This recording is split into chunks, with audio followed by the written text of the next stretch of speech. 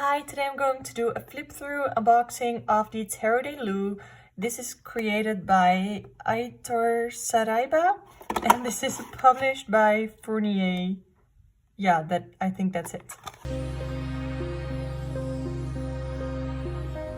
At first I wasn't really sure if I was gonna like this deck because of the imagery, but there's also another thing that's interesting about this deck, and that is the symbols that are on the cards. So here we can see the Two of Cups, and we see here the astrological association, and I know them for the major arcana by head, but I don't know them from the minor arcana. I do have a book that goes in depth. I have tarot and astrology, I think, or astrology and tarot, something like that. And that goes into the astrological associations for all of the cards. But I like that here we know, oh, so this is Venus in Cancer, and that can help me hopefully with some deck studies, or I wanted to study the tarot with its astrological associations as well. So I think that this would be a great deck to do that with. So what came in the box? It's already empty. But besides the tarot deck, these are the backs. I'm a little bit disappointed by the backs because look at the front. We have the gilding, the gold gilding, and it doesn't have it on the card. So that's a little The cards themselves are very flimsy, which I don't mind. Like, it makes for an amazing shuffle, but I know that there will be some people who are even a little bit particular about their cardstock that will not like this. I already know that. It also comes with a title card and, I don't know, another title card, I guess. And then the little booklet. So the booklet is a little bit different because I was like, okay, so this is the booklet. I open it up and I can read it. No, it has another fold. So I can fold it again like that. And it comes in a couple, there are a couple of different languages in here. Spanish, English, French, German, and Portuguese. I personally don't really like it when guidebooks have multiple languages. It's like I'm purchasing a deck in English, so I want the guidebook to be in English as well. If I wanted, like, for instance, a Dutch tarot deck, because I am from the Netherlands, and I want a Dutch guidebook, I'll just purchase the Dutch tarot deck. So I never understand why they do it like this. Yeah, I don't like it. Los Scarabeo does it as well. I don't care for it, so I don't know if I'm gonna go through the guidebook. It doesn't look too interesting, but it does have normal position and reverse position for all of the cards. And I think it's a little bit strange and uneasy sort of to navigate all of this. And then, let's see, it also comes with a little explanation of what tarot is, as well as spreading the tarot cards and some spreads, as well as important notes about the practice of tarot in general. The size of the cards, by the way, this is from the Light Years Tarot, and this is a normal 12 by 7 centimeters tarot card, and this is the Tarot de Luz, so it's definitely a little bit smaller. It's about a centimeter shorter, yeah, and almost a centimeter thinner. I like this size. It's very easy to shuffle for me. Let's start with the flip through. There are a couple of things in these cards, in these images, that I sometimes find a little bit almost disturbing. But overall, I think the art style is pretty cute. I really, really like the colors being used. I love yellow and I love pink, and there are a lot of yellows and pinks in here. There are also, look at this. This bothers me. This is not how you write like the Roman letters, numbers for 4. I'm gonna show an image on the screen that is the number 4, and it does so for all the major arcana, so that bothers me. But I also like that here overall we have Aries. Aries is the association of the Emperor, and we can see it here, but we also here have the thing for Jupiter, and I feel like that is the symbol of the sun here in this card, that the sun is somehow associated with Jupiter, even though here in the tarot the sun card is associated with the sun. So I'm definitely interested in seeing more about this. I don't think the guidebook goes over it at all, so it's definitely gonna have to be a study from me, by me, about this deck. And I really like that it doesn't tell me everything, that I can do a lot of research on it. So we have a little Taurus symbol on his forehead. Yeah, there's a lot about this deck that I really like. They do have Justice and Strength switched. So here we have Justice for 8. We have the Hermit card for 9, again with the weird little numbering. And I do find this card a little strange. Like, I don't really know what it's supposed to be. Is it like a lantern or something? Finding the light? That is something that I guess could be it. Wheel of Fortune. And then here we have Strength, her hand going down the lion's mouth. It's also a pretty interesting looking lion. But that is what I like about it. It's very soft. It's very softly drawn. And I have already like flipped through this by myself. I have already read with this deck for a personal reading as well as a deck interview. And that was really, really interesting. And that deck interview sort of told me that it's a deck that it can be very grounding, but it's a deck that I really have to take my time to get to know and to get to work with. So it's not one for like quick readings, and I like that because this definitely is a deck that I want to study the astrological associations with. So now we go into the Suit of Wands. I'm pretty sure the suits were a little bit mixed up. Like, I am used to that the Wands suit comes after the Major Arcana, but I think the way that it was in the box, it was Pentacles first, but I just put it back the way that I like to flip through my cards. I do believe all of the aces have the eyes on there, so I'm gonna put this aside so we can check that later. We have a bunch of pinks here. 4 of Wands with the snake eating his own tail. 5 of Wands. Oh, I like it. 6 of Wands. This is interesting. I don't know what I think of it necessarily because I feel of like pride, but there's something else that I could associate with this card based on the imagery. The 7 of Wands. This is also another one of those that I'm like, huh? Because the 8 of Wands to me is momentum, but it's, I guess we have the infinity symbol here, which we could sort of link to momentum, I guess. But yeah, it's gonna be interesting diving deeper into this tarot deck.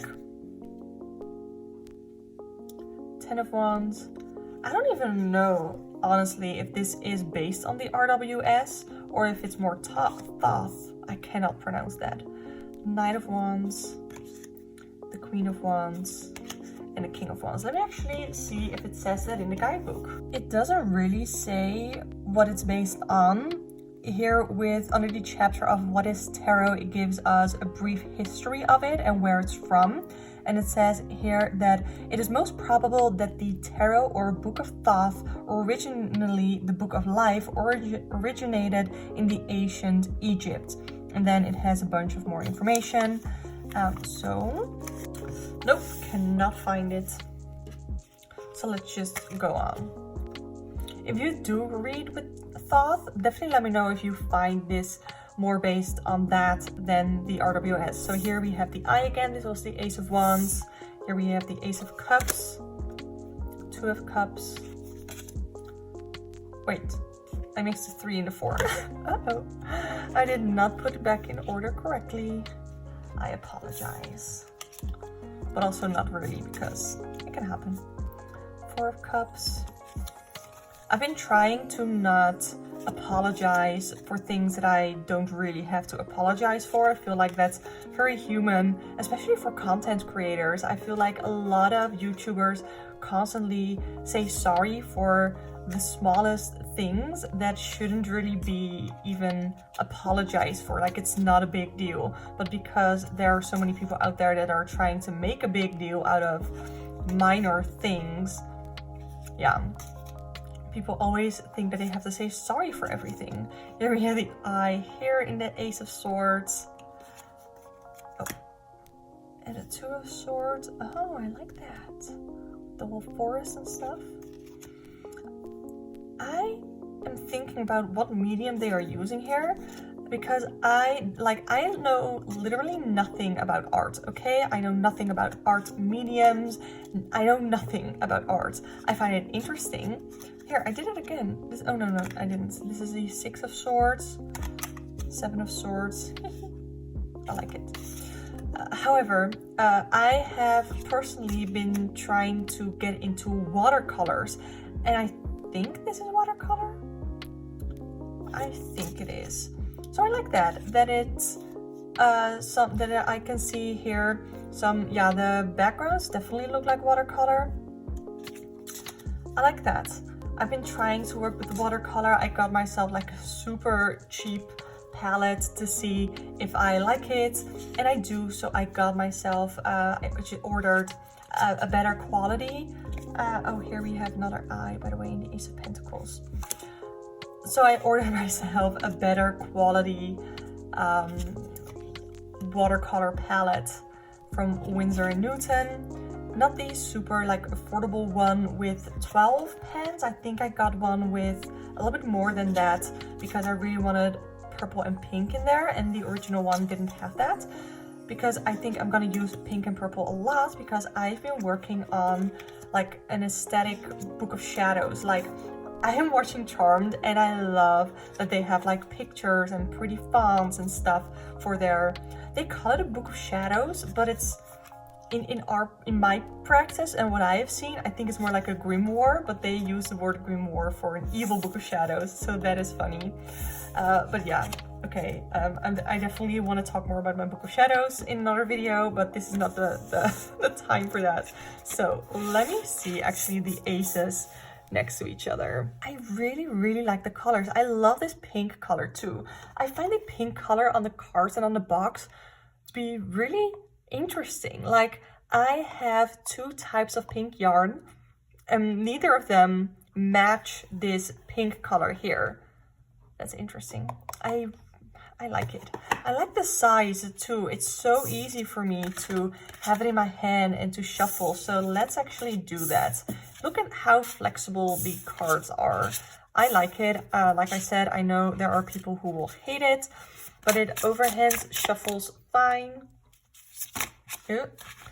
I say that as I'm dropping a bunch of cards, but you know what? I have mobility issues in my hands, in my shoulder, which is leading to my hands, and shuffling cards isn't always easy for me, and I found this to be not only easy, but also just fun and enjoyable. So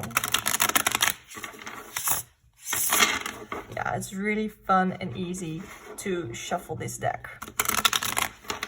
I don't know necessarily if I would say this is a beginner-friendly tarot deck, because I do think that there are some things, some imagery-wise, it can be a little bit weird to read with this.